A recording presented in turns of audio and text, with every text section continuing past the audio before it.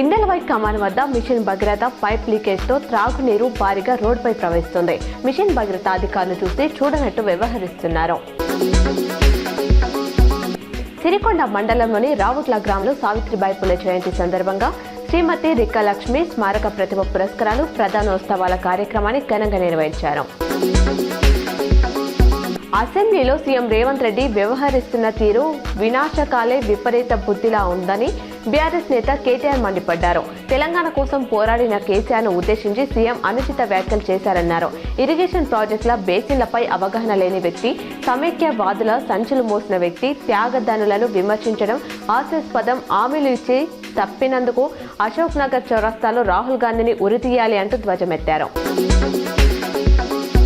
AP deputy CM Pavan Kalyan Kondagattu Anjaneya స్వామిని దర్శించుకున్న విషయం తెలిసిందే. తిరుగు ప్రయాణంలో ఆయన కారుపై కూర్చొని అభిమానులకు అభివాదం చేశారు. ఆ సమయంలో ఆయనకు పెద్ద ప్రమాదమే తప్పింది. ఎదురుగా తక్కువ ఎత్తులో ఉన్న కేబుల్స్ ను ముందే గమనించిన పవన్ వెంటనే వెనక్కి పడుకున్నారు.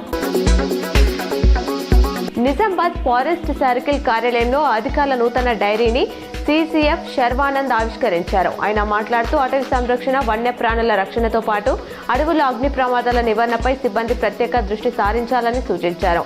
అనంతరం ప్రభుత్వ పాఠశాల విద్యార్థులకు 100 నోట్ బుక్స్ ను పంపిణీ చేశారు.